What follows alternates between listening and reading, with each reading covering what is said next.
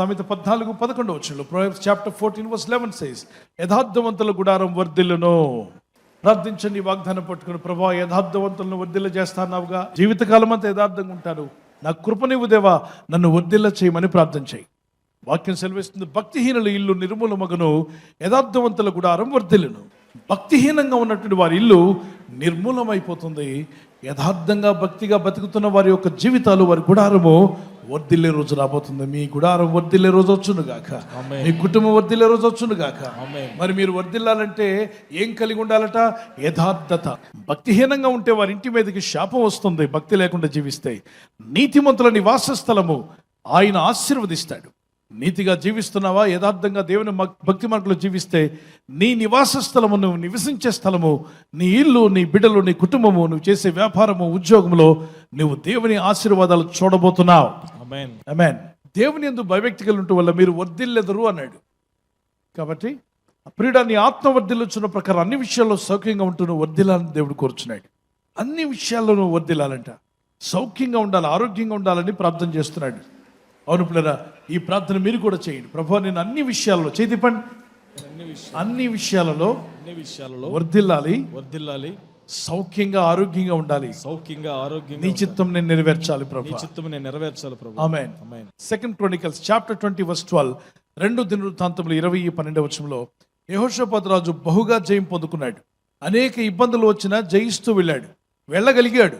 కారణం ఏంటంటే, దేవుని బిడ్డలారా, అతను యథార్థంగా దేవుని యందు భక్తి కలిగి ఉన్నాడు. ఈరోజు నీ జీవితంలో కూడా కొన్ని పోరాటాలు ఉన్నాయి, కొన్ని యుద్ధాలు ఎదుర్కొంటున్నావు. నీ ఉద్యోగ స్థలంలోనో, వ్యాపారంలోనో, నువ్వు చేస్తున్నటువంటి బిజినెస్లో కావచ్చు, నీ అనుదిన దైనందిన జీవితంలో, వీధిలో, ఏ ప్రాంతంలో ఉన్నా ఈ లోకంలో కొన్ని శక్తులు నీతో పోరాడుతూ ఉంటాయి. కానీ భయపడవద్దు, ఆ పోరాటాన్ని చూసి బెదరవద్దు, కృంగిపోవద్దు. కానీ ప్రార్థించి దేవుని మీద భారం మోపి మొరపెడుతుండగా దేవుడు తన జ్ఞానాన్ని నీలోకి రిలీజ్ చేస్తాడు. విశ్వాసంతో ముందుకు సాగు, గొప్ప జయమును పొందబోతున్నావు. 2 దినవృత్తాంతములు 26:5 దేవుని ప్రత్యక్షత విషయమందు తెలివి కలిగిన జకరియా దినములలో అతడు దేవుని ఆశ్రయించెను.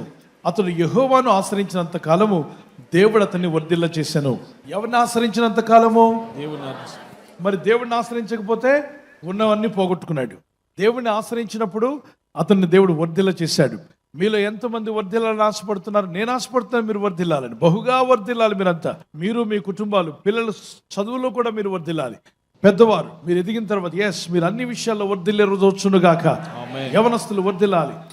గట్టిగా ప్రార్థన చేద్దాం. చేతులు వేసే వైపు తండ్రి, అయ్యా వర్ధిల్లే కృప నాకు దయచేయండి. నేను నా ఇంటి వారము వర్ధిల్లాలని మీరు కోరుచున్నారు. యెహోషాపాతు రాజు ప్రభువా వర్ధిల్లాడు. నీ యందు భయభక్తి కలిగినప్పుడు, నిన్ను ఆశ్రయించినప్పుడు వర్ధిల్ల చేసావు తండ్రి. నీవు మా జీవితాలను వర్ధిల్ల చేసే గొప్ప దేవుడు నాయన.